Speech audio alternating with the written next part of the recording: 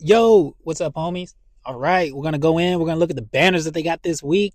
It's not a Monday review; it's a Tuesday review. Yay! Awesome, right?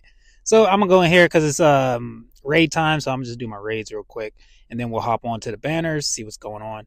So if you haven't checked out my review for Mermaid, go ahead and check it out. She is on the banners obviously this week, so I'm gonna say a few things about her when her banner pops up. At least once we start looking at them. But if you're interested in her, she's real good. You just have to FA her, in my opinion, to get like the most bang for your buck.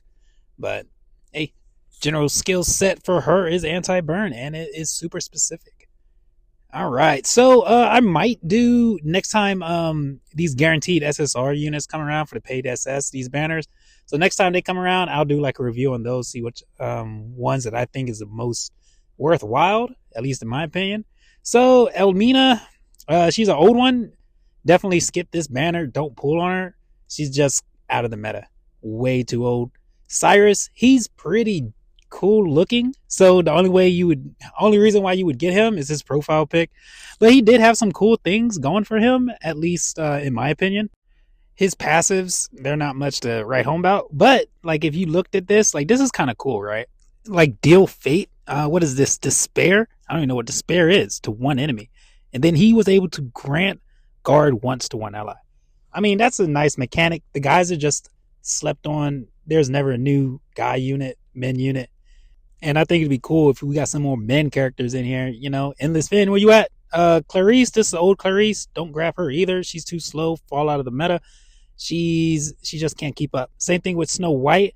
You can go ahead. She used to be an OP unit, kind of like the new Snow White now, which she just fallen out also. She's too slow. She can't keep up. And then who do we have here? Our first good look at a new SSR unit that is very, very good. Miss Musashi. So she is a lone wolf indeed. Lone wolf.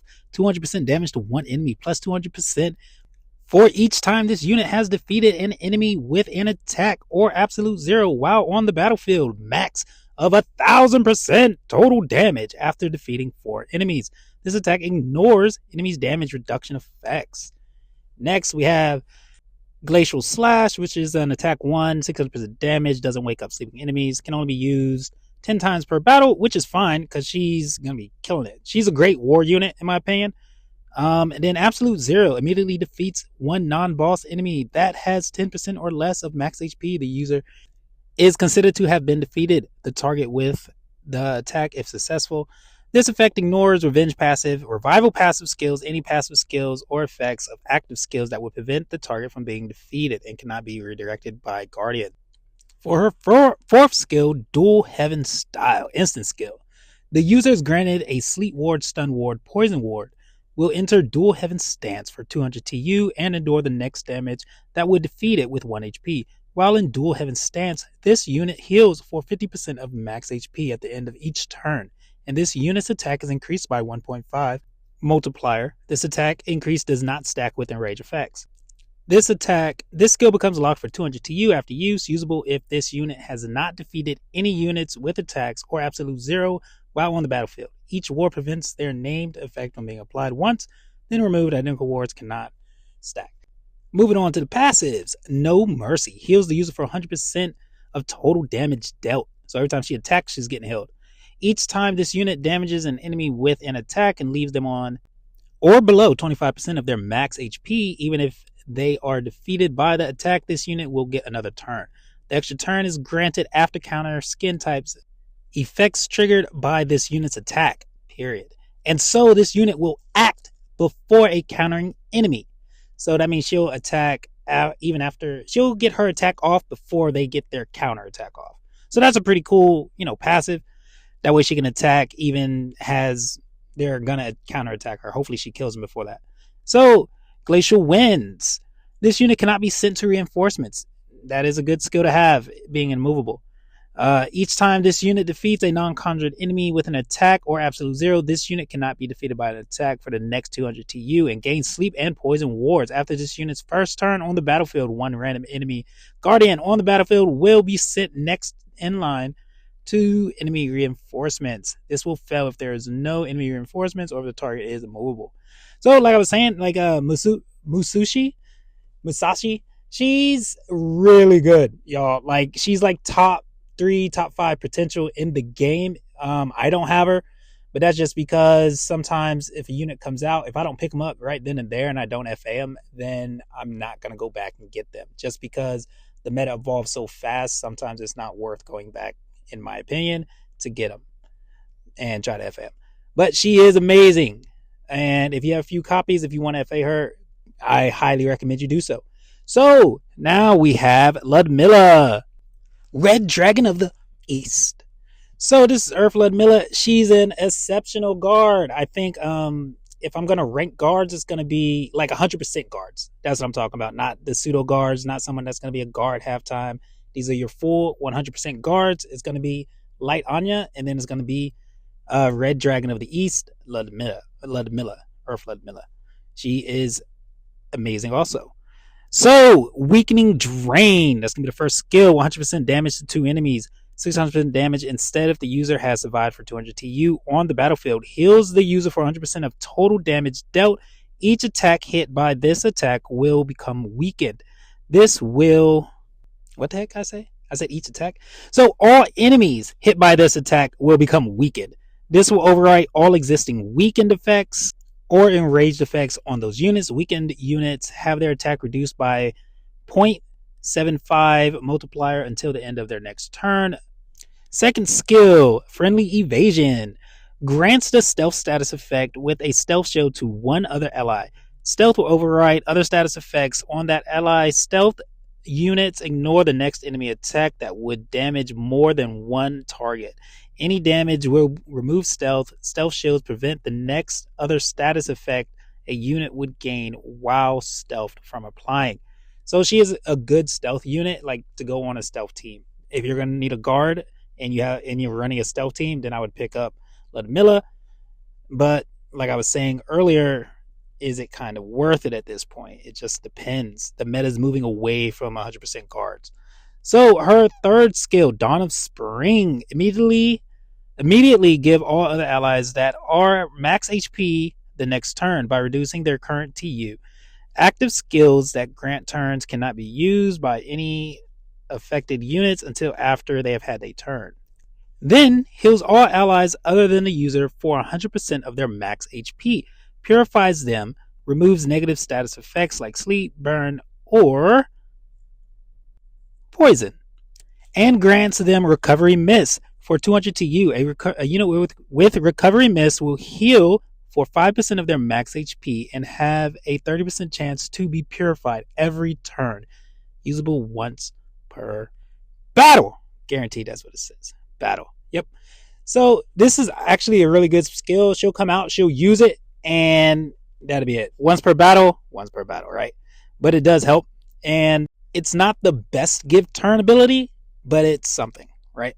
Her last active skill, Flower Shower. This is an instant skill. Randomly grants each non-burning ally either a stun ward, sleep ward, or poison ward, and purifies them. If the user's current HP is 50% or less, exchanges the user's current HP with the amount of HP. So life flip. Weakens all enemies. Each ward prevents their named effects. You can't stack, can't have identical wards, basically. This skill becomes locked for 100 TU after use.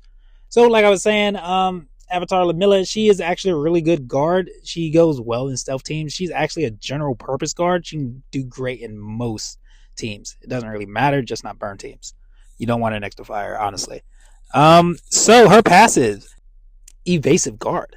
This unit has a 20% chance to ignore attacks that would damage exactly 2 targets plus 20% per awakening up to 100%. Attacks that target all allies will not be ignored. So she can't ignore all that stuff. But anyways, if this unit gains the stealth status effect, it will not be lost when ignoring attacks in this way. So basically, she's 100% guard. That's what the next text says. And she can't be removed from the battlefield when she's already entered it. For her last passive, Unrelenting Defense.